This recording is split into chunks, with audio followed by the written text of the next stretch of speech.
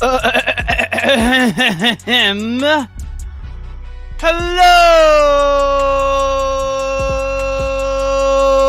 and welcome. I'm hyped up. It's Labor Day. Happy Labor Day, guys. Thank you to the troops always defending the country, the Air Force, the Army, the Marines, the Space Force, and the Navy, the National Guard, the Coast Guard. Everyone who defends this country, thank you. This day is for you. So happy Labor Day, and thank you for allowing me to do this podcast. So I just like to start off by saying that. Start off by stating that is what I meant to say, but we had a little fumble of words there. So let's get right into it. The Mets, the Yankees, they both suck. The Jets, the Giants, they both have playoff aspirations. I mean, the Giants are going to be talking about it. Maybe they win the NFC East. Who knows? But to start off the show, I'm talking about it right to the left side of my screen. The New York Mets. Well, actually, the right side of your screen, the left side of my screen. But are the Mets going to trade Pete Alonso? There's rumors circulating all over. Do they want to trade him? Is it actually true? Or is Sal Licata, Brandon Tierney, and WFAN, besides Evan Roberts, just a bunch of buffoons that are making up lies to get clickbait? Like, let's be real. Like, I'm throwing it up on my screen right now because you Mets fans want to know and talk about it. Do the Mets actually want to trade Pete Alonso? No! Why would they? If they were to trade Pete Alonso, the only way I could see the Mets trading Pete Alonso is if and only if they sign Shohei Ohtani in the offseason to be the DH. Because long-term, Pete Alonso is a DH. Let's be real, guys. Come on. He's not in a gold glove, Freddie Freeman-like first baseman defensively. Power-wise and offensively, he's one of the best first basemen in the game. Defensively, though, let's be real, guys. He's not that great. But does that mean they should trade him? No, it doesn't. Not at all. Now, what they should do is lock him up long-term and sign Ohtani. Yes, I'm saying sign Ohtani, and I'm saying it legitimately. Now, some people say when I talk about Shohei Ohtani going to the Mets, I'm out of my mind, and I get it. We're the New York Mets. We don't seem like a team that would ever have a guy like Shohei Ohtani on our team, but we have Steve Cohen as our owner. Do the math, guys. Cohen, most money in all of baseball.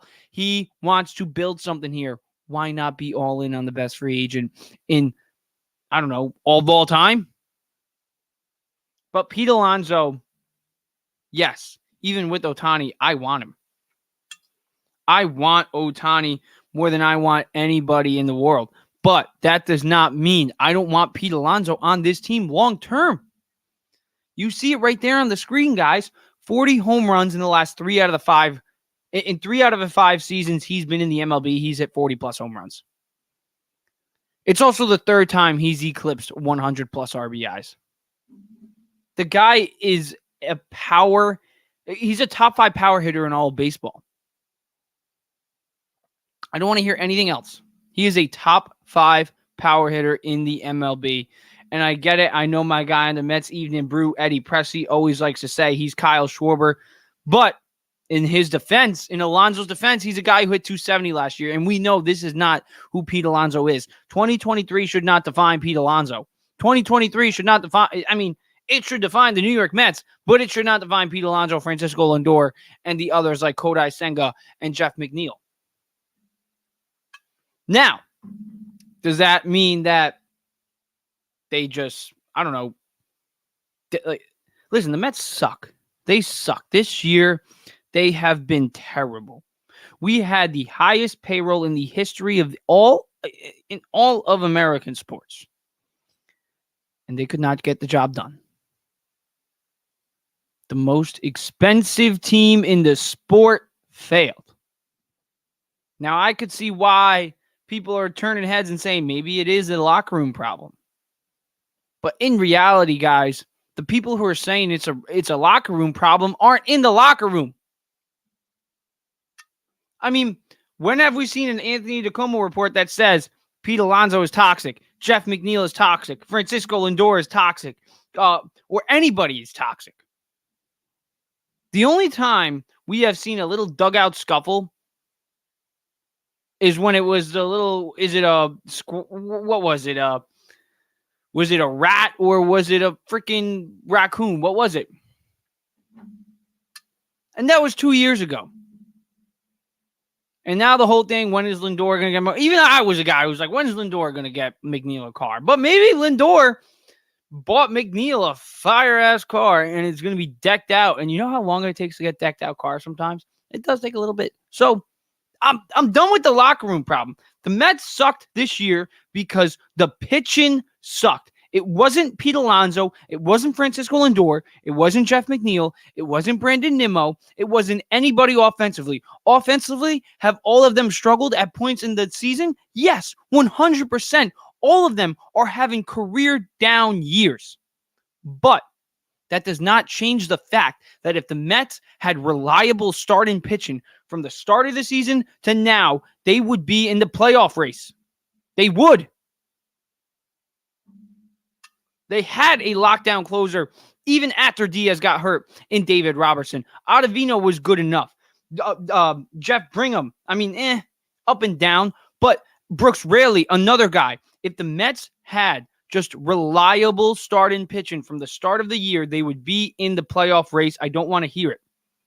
So to say that the Mets aren't in playoff contention because of Pete Alonso, Francisco Lindor, Jeff McNeil, Brandon Nimmo, any of those four guys is just outright idiocy. Idiocy. They're just idiots. Idiots. If the Mets haven't had Pete Alonso the last 5 years, they wouldn't have got Lindor. They wouldn't have made the 2022 wild card. They wouldn't have won 101 games last year. The Mets would be nothing without Pete Alonso.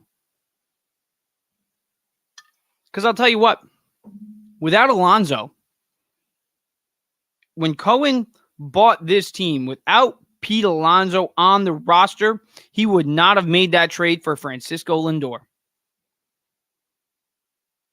And listen, could the reports be true? Yes. They 100% could be true. Pete Alonso and the Mets front office could be reaching a state. They could be hitting a crossroads and saying, I want this, but the Mets don't want to give me this. I want to test free agency. Maybe that's what he wants to do after following next year. But if the Mets are smart, they lock him up long term. And listen, to be honest, I don't think it would be wise to trade Pete Alonso in the offseason. Because the 2024 Mets, Billy Epler talked about the 2024 Mets at the deadline saying they want to compete, but they're not going to be World Series contenders like they were a year ago. Because last year, you can say what you want about the Mets. Last year, they were World Series contenders, a team that wins 100-plus games, that has a rotation of DeGrom, Scherzer, and Bassett at the front end, and a lineup with Lindor and Alonso in it that are both producing 100-plus RBIs. That's a World Series contender, in my opinion. Now, yes, they fell short, but they were still a World Series contender going into the postseason. Now, if they want that team again, yes, we might have to wait till 2025. But does that mean in 2024 the Mets can't make the playoffs and go on a run? Does that mean in 2024 the Mets can't put together a World Series contending roster? I mean, they will only have the best closer in baseball returning in Edwin Diaz. They will only have in my opinion, he's still a top 3 shortstop. I know it's a debatable topic. I'm going to be talking about it later. But in my opinion, Francisco Lindor is still the 3rd best shortstop in the MLB. And Pete Alonso is a top 3 first baseman in the MLB, in my opinion. When he's at his best. This year, no. But in my opinion, it's Matt Olson, it's Freddie Freeman, and then Pete Alonso. When Alonso was at his best, we saw in 2022, he was a 270 hitter. He was a guy who consistently was driving in runs. He led the league in RBIs, and he hit 40-plus bombs. That's the 3rd best first baseman in baseball. This year, he's just a slugger. 220 hitter, 40-plus bombs. He's a slugger, yeah. But what we've seen the past 4 seasons is a guy who has the ability to hit above 260, hit 40-plus home runs, and drive in 100-plus RBIs. Why would the Mets not, and he's a homegrown guy, why would the Mets not extend that? Why? Simple. Pete wants money, and the Mets might not think what he wants is worth it. And that's normal. It happened with Judge and the Yankees. Judge signed an 8-year deal with them. Now, am I saying Alonso's going to get locked up for 8 years for a Judge-type deal? No. But Pete Alonso should be a Met, and I think he will be a Met. Now, am I saying that the possibility of him being traded this offseason is completely off the table? No. I am not. I am not. Because it could happen. The reports could be true. We don't know. But in my opinion, if I were in the front office of the Mets and they asked me, what do you think we should do? I'd say extend Pete Alonso, because the 2024 Mets could still compete for a World Series. They have Edwin Diaz. They would have Pete Alonso and Francisco Lindor, Brandon Nimmo, Jeff McNeil. They would have maybe Starlin Marte finds it again. Who knows? Maybe they find another rotation piece to add to Kodai Senga at the front end of the rotation. Going to be talking about is Kodai and Ace. Are we going to get Yamamoto in the offseason? Who knows? But the fact of the matter is this lineup, the offense of the Mets is a power bat away from being a World Series contending lineup. It is. And you cannot tell me otherwise, because they have 2 guys in Pete Alonso and Francisco Lindor who are capable of carrying a lineup at points in the season. Can they carry it for the whole year? No. But Lindor and Alonso, there's no denying that they are dangerous threats to every opposing pitcher. Now, if they get another bat, whether it's Ohtani, whether it's Bellinger, whether it's Juan Soto in 2 years, whether it's one of the guys down in the AA or the AAA that the Mets just traded for, whether it's Mauricio, keeping Lindor and Alonso together, keeping them locked up long-term, is a plan for success long-term.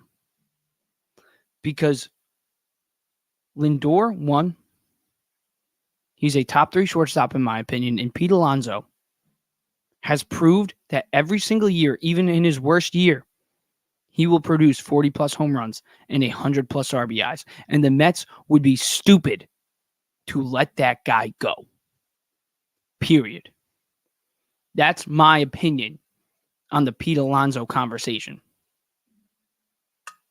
Now, let's segue into another topic regarding the Mets. Let's talk about another guy in the Mets lineup that he's not going anywhere for a long time. And he might be back. Is this guy back to being a top 3 shortstop?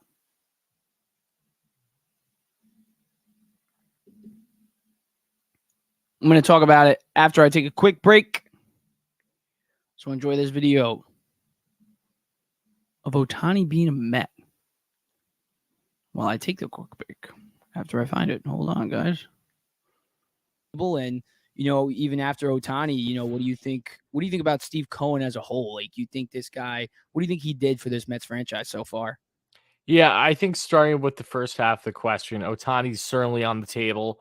The biggest barrier in the Mets' way from them landing him isn't dollars, but it really is just preference. If Ohtani still has the same preference that he had entering the MLB, which is West Coast, then the likelihood of him landing with the Mets isn't as strong as, say, the Dodgers, who, while the Dodgers might not be able to put up the highest dollar for Ohtani the way that the Mets would, it wouldn't be shocking if Ohtani, say, took a slight pay cut from the Dodgers versus what the Mets offer would be. They weren't drastically different to stay in LA, that area, to be with the Dodgers and be on a championship winning type organization still. So that is the biggest hurdle in landing him. But rest assured, we've all known by now that when Cohen has his eyes set on someone, he's going to do everything physically and humanly possible to acquire them. And, I don't expect a Carlos Correa, broken ankle type situation 2.0 here with Ohtani. So rest assured, if the interest is there, which we all know it is. All right, let's get back right into it. Is Francisco Lindor still a top 3 shortstop in the MLB? He's third in MLB in home runs among shortstops with 25. He's also batting .249. And when you look at 2 months ago where his batting average was, it's a huge improvement. Since August 1st, he's batting over .290. Since July 1st, he's batting over .280. Now, the question with Lindor has always been, the question with Lindor has always been, will we ever see the Cleveland form of Lindor? Well, in my opinion, I think we are seeing it right now. Now, do we need it at a point when the Mets are in a playoff race? Yes. But we also saw that version of Lindor in a playoff race last season. So I'm not worried about Francisco Lindor going forward. I'm not. And I am one of the biggest guys that was worried. I was worried. I was a guy who was comparing Lindor's numbers to his Cleveland numbers earlier on in the year and saying, look at the drastic difference. But when you look at the numbers now, he's got 25 home runs. He's got 24 stolen bases. He might have a 30-30 year. Lindor, he's proved to me at least that he's still that top 3 to 5 shortstop in the MLB. Now, will we ever see that top 5, top 10 hitter in the MLB version of Lindor? Who knows? Maybe we will. I'm not ruling it out that Lindor could still be the X factor that we thought we were getting. Now, when we traded for him, everybody thought that he was going to be the piece, the leading piece, the best player on a World Series Mets team. Now, 3 years later, we're saying Lindor and Alonso can't be the best player on a World Series winning team.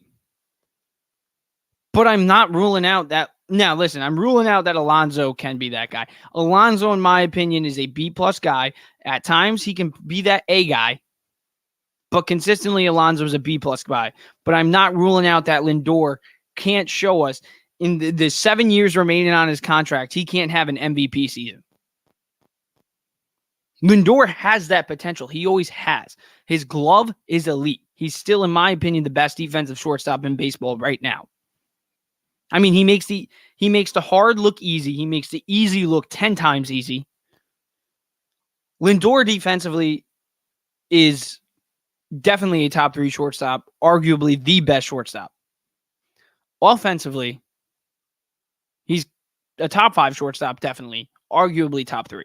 I would not say best shortstop. Corey Seager is the best shortstop. No doubt about it. But Lindor's making the case for the second best. I get Bo Bichette, blah, blah, blah, blah. But power-wise, Lindor is light years ahead of Bo Bichette. So, listen, what Lindor has done, I just wanted to point it out. Since June, he's been the third best shortstop in baseball. Maybe even the second best. So, as a guy who's been called a Lindor hater, and I'm not going to go against it. Maybe I was a Lindor hater.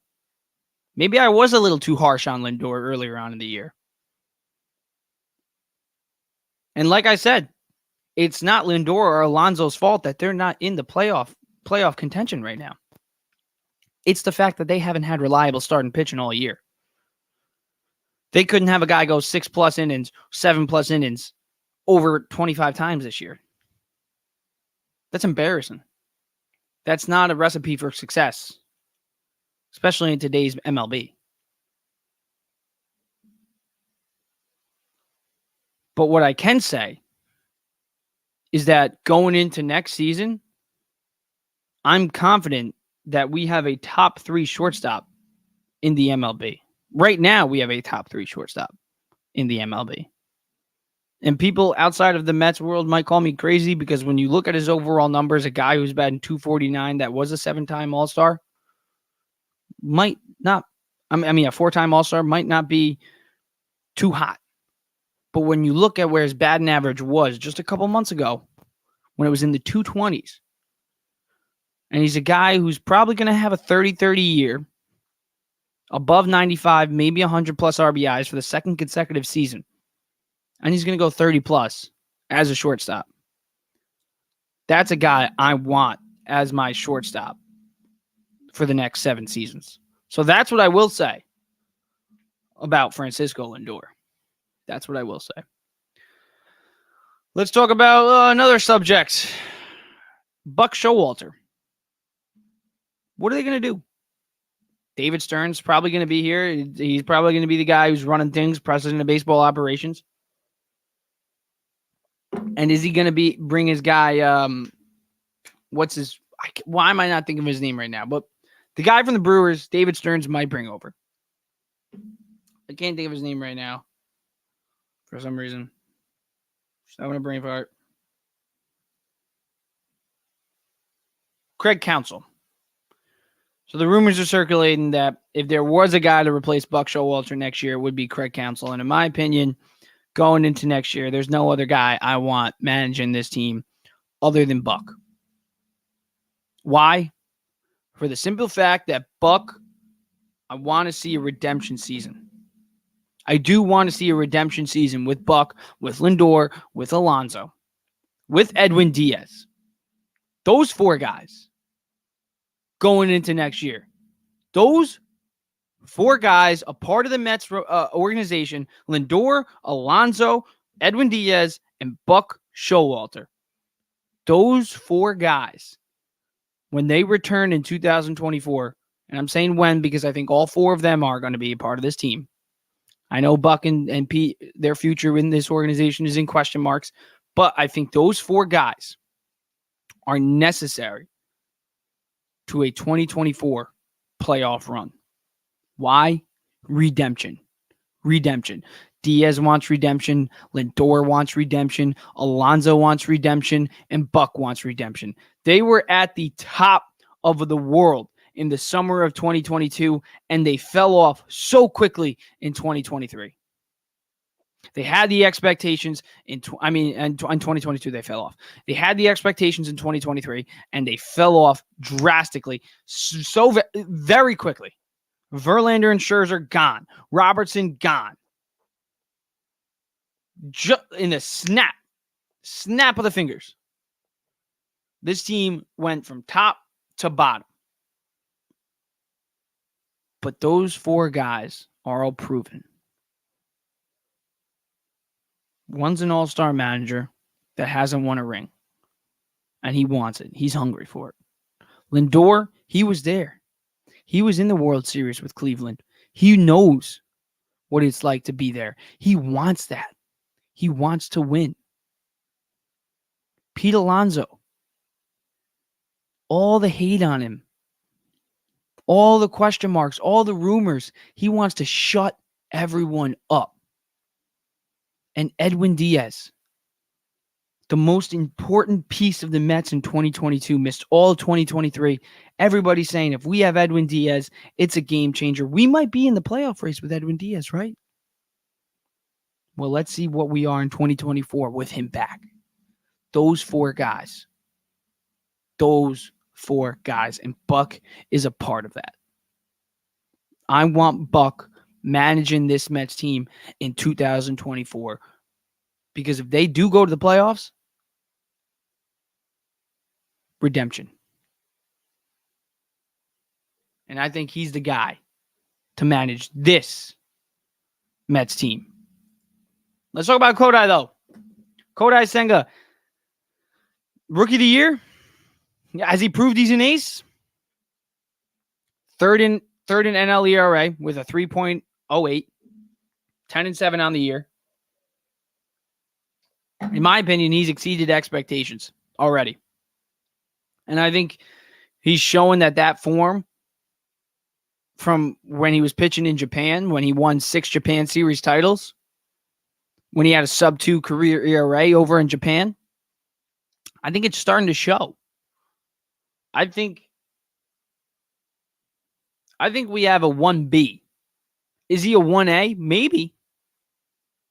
But I think he's definitely a 1B. Because you look at Kodai Senga in his last 15 starts. And that's a pretty good stretch. That's half a season. He has a 2.85 ERA with over 100 strikeouts. He's going to have 200 plus strikeouts in his rookie year. I mean, the one prediction that I did get right on heading into the year, I said the Mets would be NL East winners. I said the Mets would be in the World Series contention. I said that Pete Alonso and Lindor would have fantastic years. But I was wrong on all those. But the one thing I was right on was Kodai Senga would turn out to be the best pitcher on the Mets staff. And I know Verlander and Scherzer, that it's basically a default win since they're gone. But even when they were here, Senga was our most reliable guy. And Senga is an ace, in my opinion. And going into next year, if we get another guy at the top of the road, I think Kodai Senga has ace potential. And in my opinion, I think he's proved that he's an ace. Now, I know that there's others out there like Eddie, my guy Eddie from Mets Evening Brew, who thinks Kodai is good, but he doesn't think he's great. And I get it. I completely understand. Because in reality, he's not the end-all, be-all of this rotation. He's not. We do need more. Kodai needs help. Yamamoto is going to be over here soon. Is he going to be with the New York Mets? Who knows? We'll find out in the offseason. But we need more guys at the front end of the rotation. Having Kodai Senga at the top, yes, it's a great, great piece to have. But he's the only one. Quintana, yeah, you want him as your 5 or even 6. You don't want him as your 4. You don't want him as your 3. You definitely don't want him as your 2, and that's what he is right now. You need more than Kodai at the top of the rotation. And me calling Kodai an ace is great. But in reality, Eddie is right. The Mets can't go into next season banking on Kodai Senga to be their ace. Can they have hopes of him turning into their ace? Yes. But going into the year, they need more. Because he always says it all the time. When the Mets win, look at it in 86. Look at it in 2000 when they won the NLCS. And look at it in 2006 when they were in the NLCS. Look at 2015 when they won the NLCS. 2016 when they made the playoffs. Even last year, 2022. What was the Mets' key factor? Pitching. And Kodai is a great piece to have, but he's not enough. We need more. Now, can he be an ace? Yes. But the Mets need more aces. Because let's be real. Eddie was right. You look at the team in 2015. What did they have? DeGrom and Harvey. 2 aces. Syndergaard, an emergent ace. Now, I get it now. Syndergaard sucks. But when he was with the Mets, he was a freaking beast. Let's be real. They had Mats. When he was with the Mets, he was all right. He was a good 4 starter. And you look at the 86 Mets, led by the Doc Gooden at the top of the rotation. In 85, he was lights out. I wasn't alive for it, but you look at the numbers. Doc Gooden was the best pitcher in baseball. Do they have to have the best pitcher in baseball? No. But they need guys at the front end of the rotation. They can't have guys like Jose Quintana, Tyler McGill, and David Peterson in the rotation next year. They just cannot. Maybe Quintana at the 5 or 6th. But they need more. They need more. I mean, who knows? Maybe Pete Alonso gets traded for those pitching prospects. Nah, I'm kidding. I want Pete Alonso, and I want the Mets to build up a rotation. So let's see what they can do. But that's the key, because I said it on the beginning of the show. The Mets would be in playoff contention this year if they had a reliable starting rotation. It's not Alonso. It's not Lindor. It's not McNeil. It's not even Starlin Marte. I know Marte hasn't even been around. It's the fact that the Mets have not had reliable starting pitching. Because if we had, then the Mets are in the wild card race. Because the offense has done just enough. Just enough. But the rotation has been garbage. Garbage. I mean, you look at the Mets in terms of pitching this year. Let's take a look at their rankings right now. Currently in runs allowed, the Mets are 18th. Hits allowed, they're 24th. So, I mean, they suck. They suck. The Mets are terrible this year. They've given up the 18th most home runs in the MLB. It's just not a recipe for success. It's not a recipe for success. Now, another guy who they can target is this guy. I'm going to talk about him for a little. Get him. If there's one guy who I want this offseason more than ever, it's not even Ohtani. It's this guy. Why? Because I think he's a lights out pitcher. I think he's lights out, and he's 25 years old. He's young, and he's ready to come over here and help a team win a World Series. Get him. Simple as that. But that's all I got on the Mets side of things for today. Let's hop into some football real quick. Going to be talking a little bit of football once I get back from a quick break. Going to be talking some Giants. Going to be talking some Jets. Going to be talking a lot about this Giants defensive line. I love it. I love it. I love Kayvon Thibodeau. I love Azeez Ojulari if he can stay healthy. Leonard Williams if he can stay healthy. You got Dexter Lawrence, one of the best defensive linemen in football. He proved it last year. And now you got a secondary, hopefully. Hopefully. I mean, you got McKinney already there. You got Deontay Banks who you're hoping for, that he can turn into a number one cornerback. And who knows what Trey Hawkins can provide. So we'll see. And Adoree Jackson ain't that bad too. And you did add Bobby Okereke. So the Giants defense could be something special. Really could be. Going to be talking about it. Going to be talking about Danny Jones' expectations. Going to be talking about Dalvin Cook and Breece Hall. What should we expect out of the little combo that we're going to be seeing, the 1-2 combo that the Jets are going to be punching at every single opposing defense with those two top running backs in football. Going to be talking about Rob Saleh. Is he the right coach for this team? And most importantly, Aaron Rodgers. What do we have to see out of him for the Jets to win a Super Bowl? Next on the Nolan Show. That was corny, but whatever. But Josh Hart, 13.5 points per game, shooting 60% from the field, 1.5 steals per game, 6.8 rebounds per game right now during the postseason.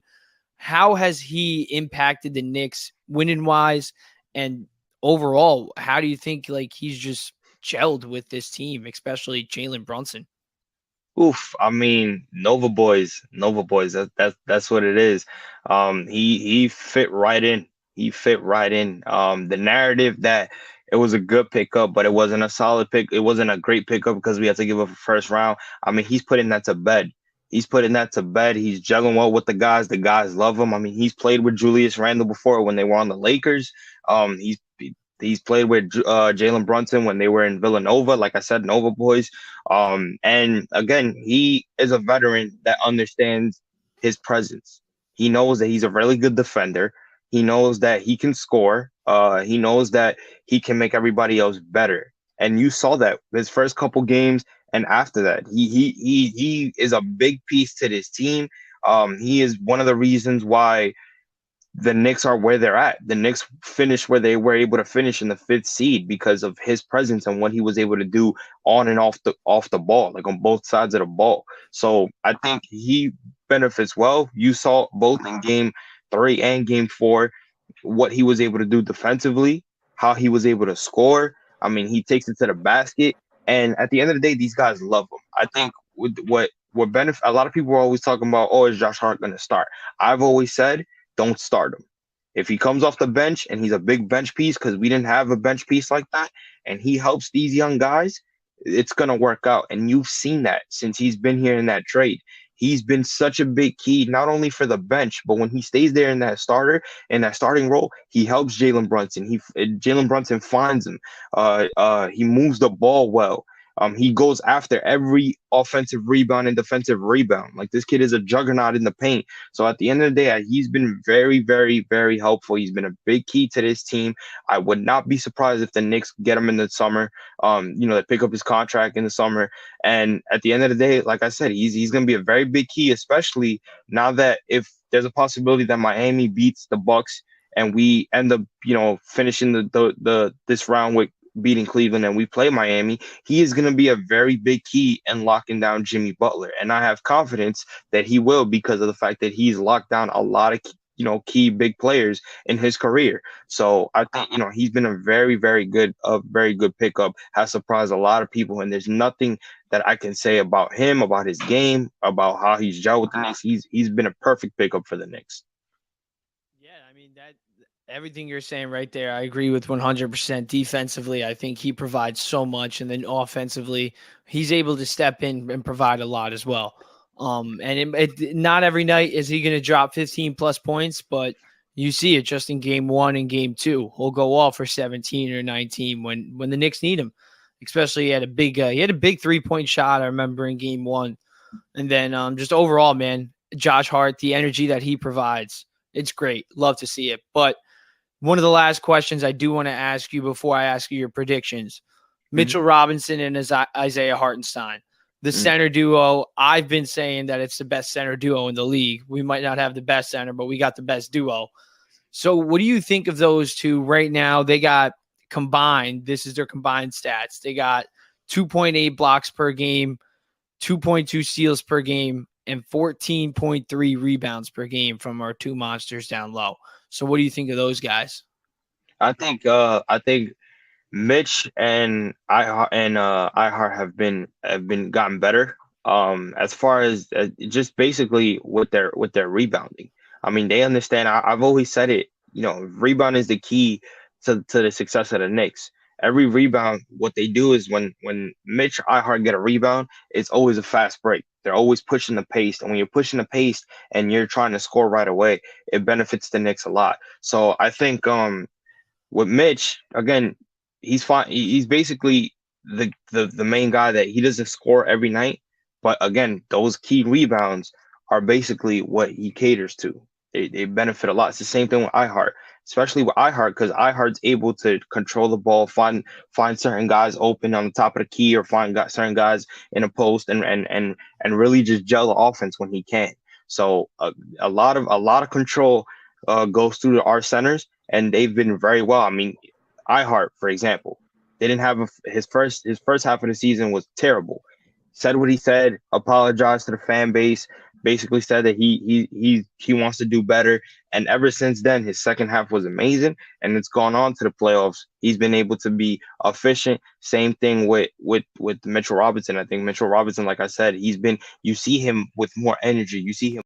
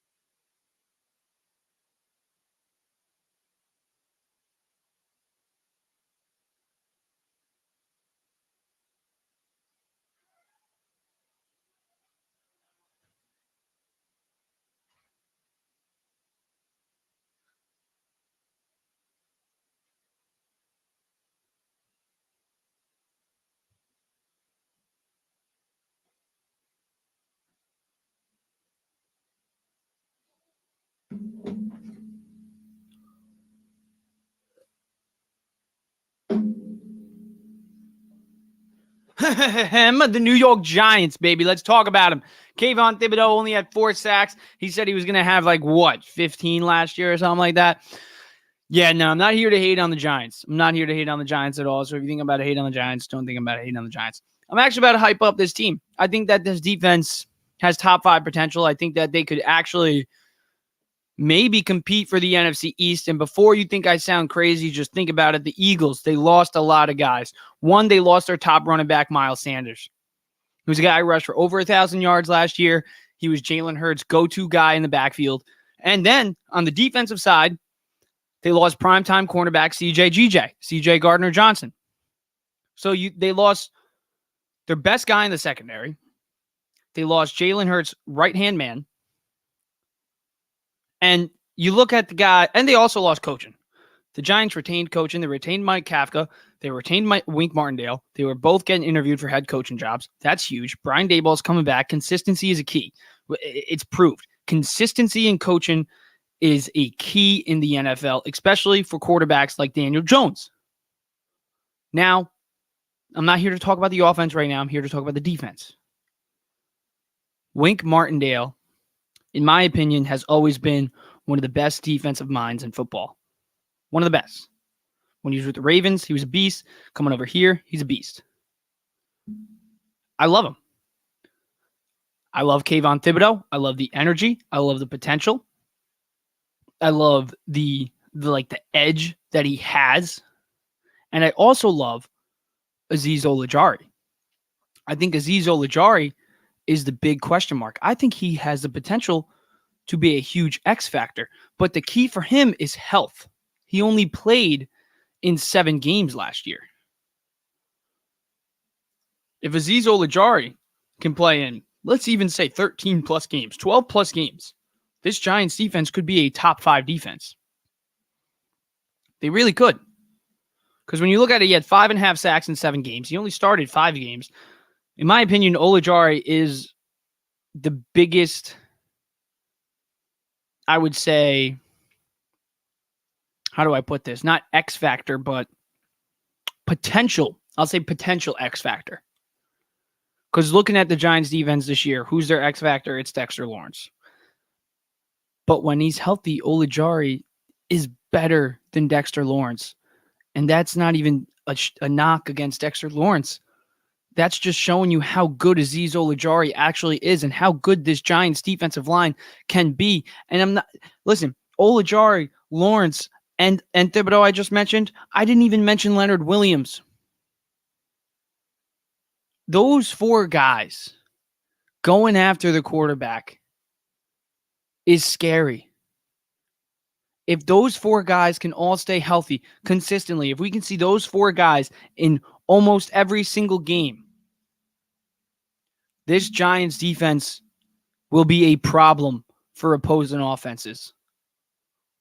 They will.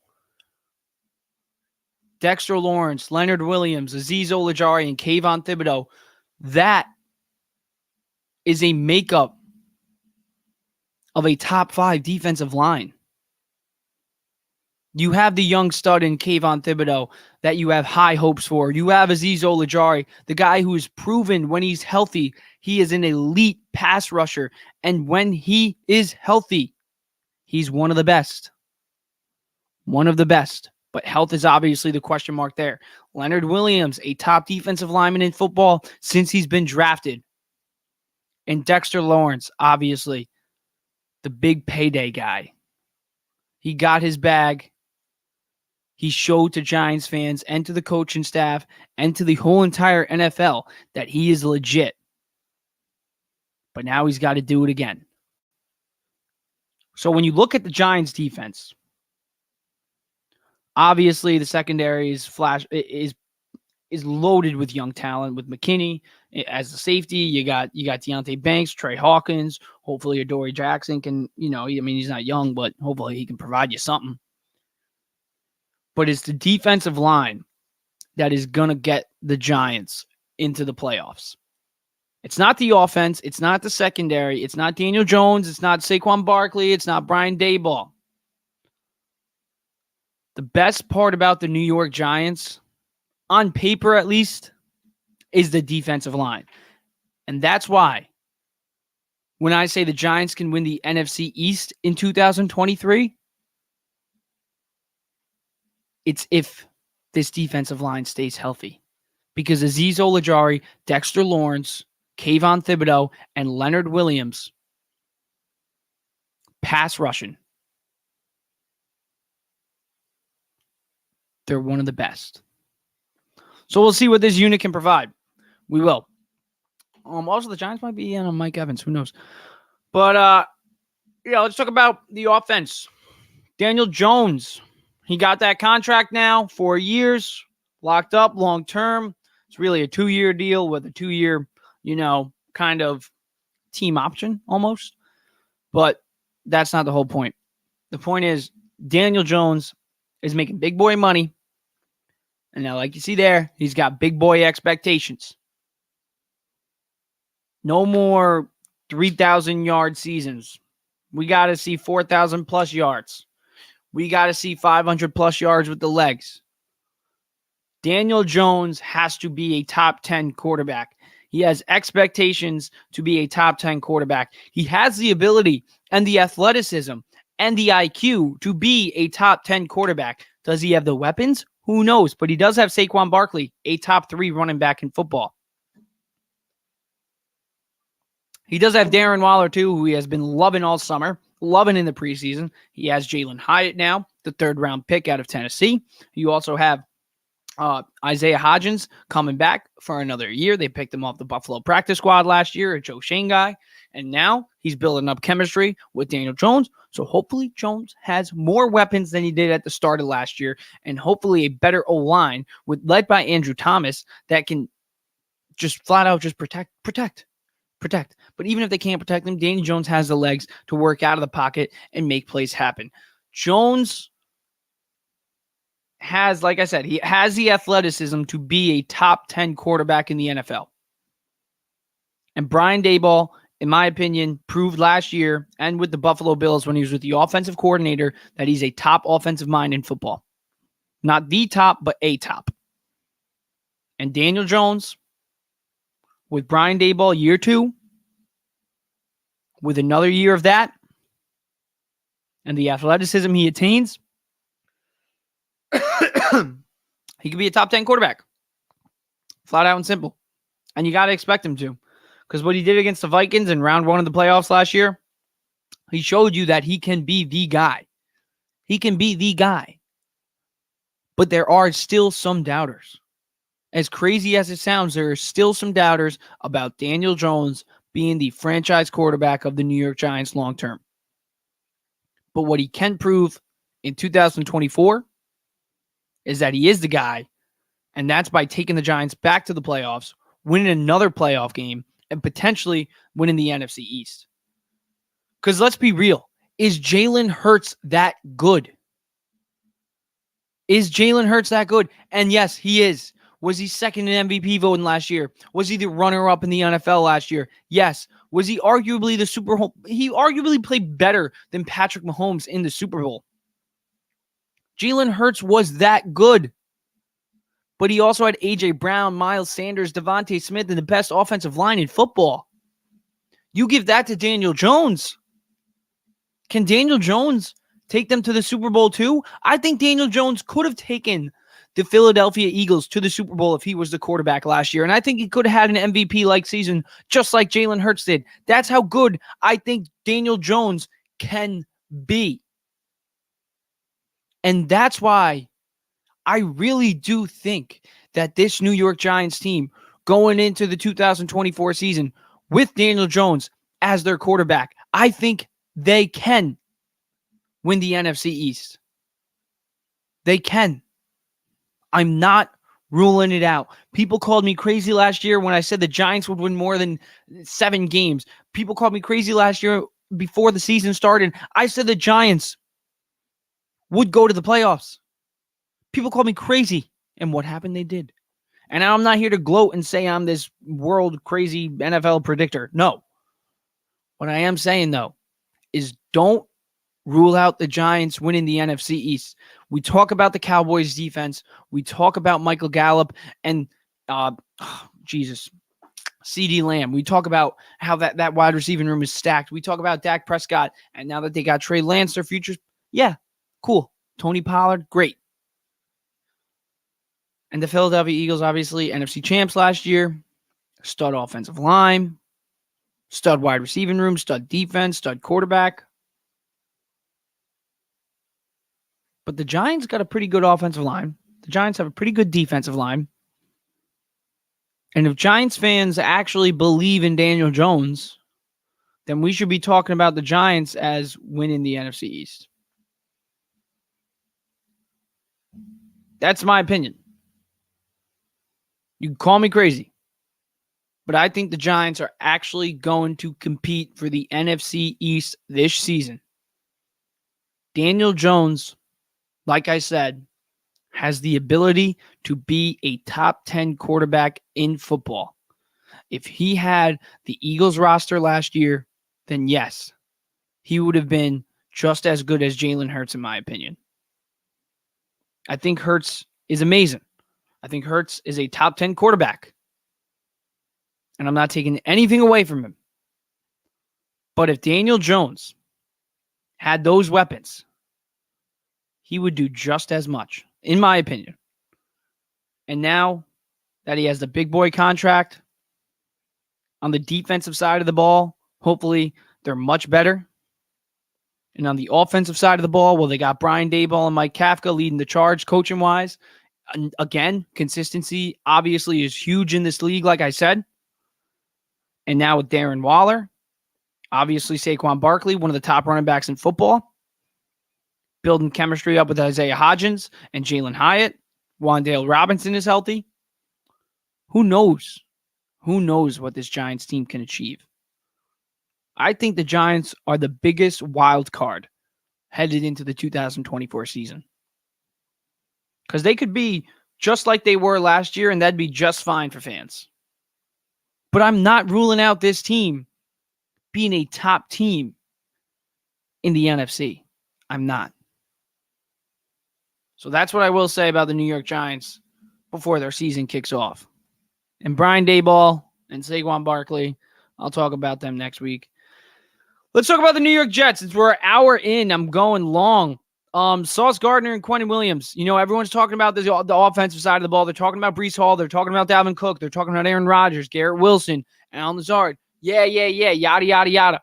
But when I look at the Jets, I look at two guys, and they're on the defensive side of the ball. I look at two guys who the Jets need most.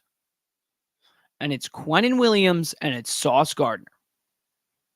Because Sauce, he has to be a top 3 cornerback, and Quentin has to be a top 3 defensive lineman. If the Jets want to win a Super Bowl, if the Jets want to even win an AFC championship, they need these two guys. If they want to win the AFC East and they want to dethrone the Buffalo Bills, the AFC East winners the past 3 seasons, they don't need Aaron Rodgers. They don't need Garrett Wilson. They don't need Allen Lazard. They don't need Breece. They don't need Dalvin Cook. They need Quentin Williams and Sauce Gardner. Because last year, when the Jets were 7-4, it wasn't the offense. It was the defense. It was the defense. It was the defense that let up less than 20 points numerous times. It was the defense that is the reason that the Jets felt like they are a quarterback away from being a Super Bowl contender. It was Sauce Gardner and Quentin Williams. CJ Mosley, yes, he's the captain. But we all know, arguably these two guys are the two best players on the Jets. Quentin Williams and Sauce Gardner.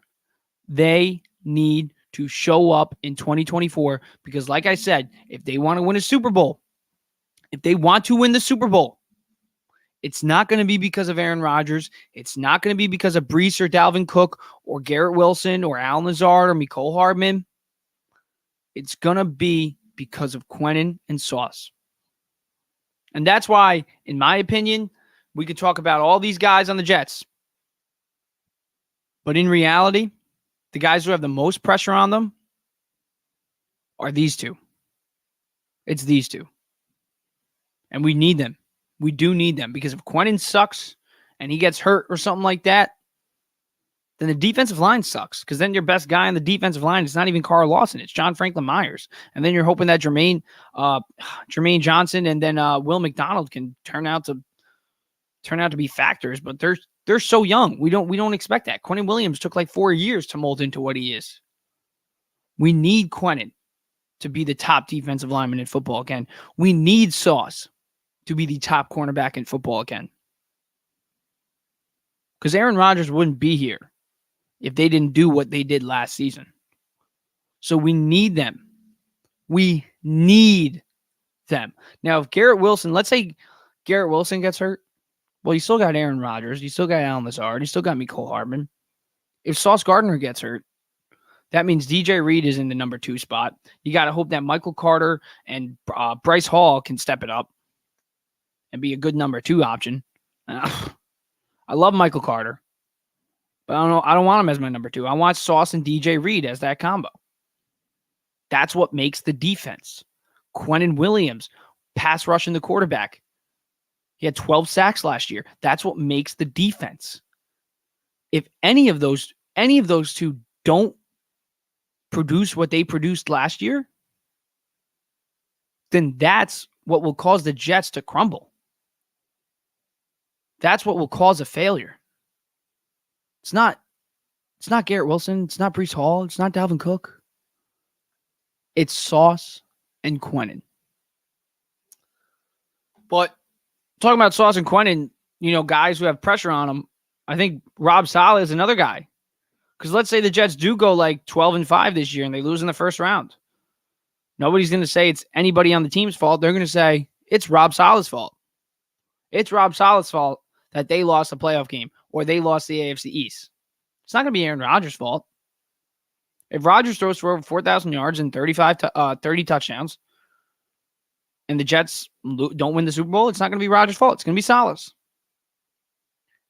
So if the Jets don't win an AFC championship this year, I don't see Saleh coming back. I really don't, unless they go like 16-0. I mean, 17-0 now, but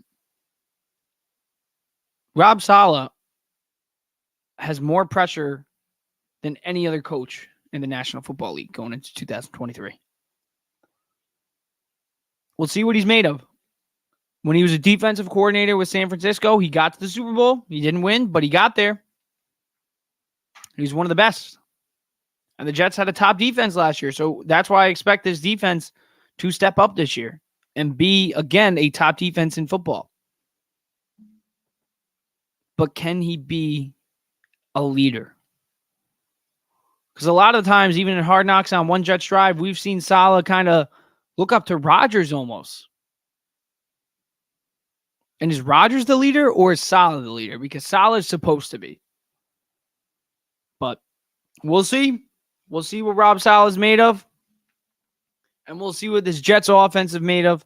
Because before I do end today, I'm going to talk about the 2 most exciting players on the Jets, I think.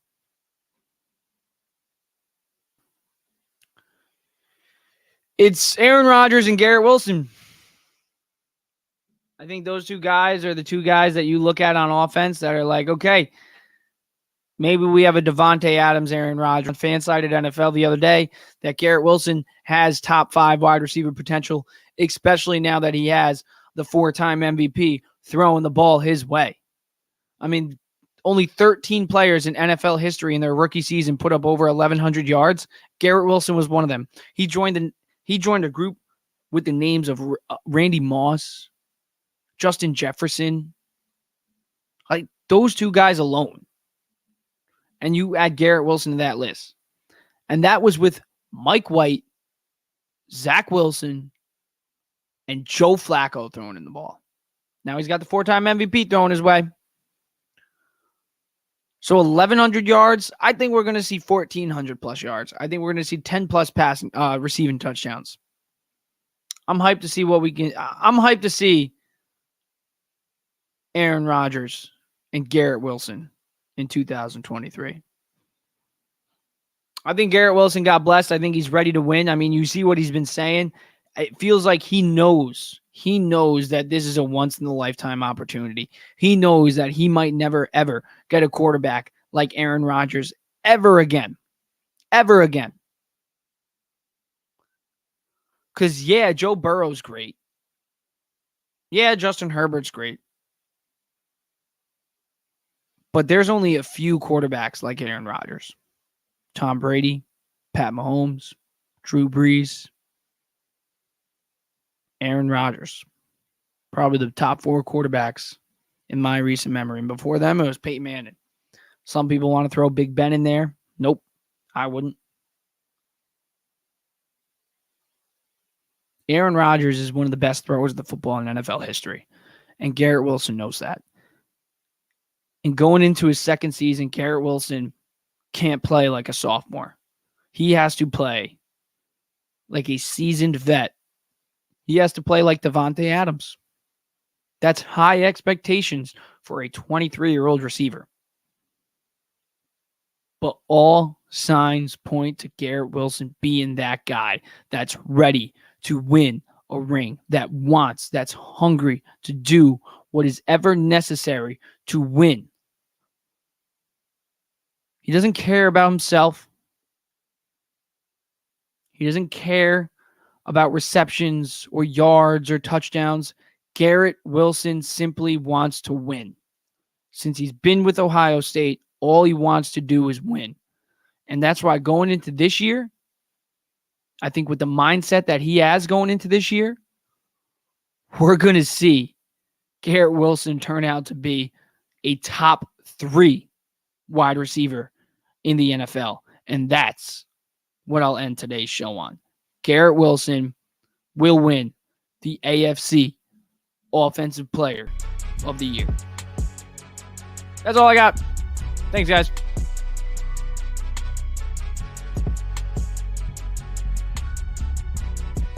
Deuces.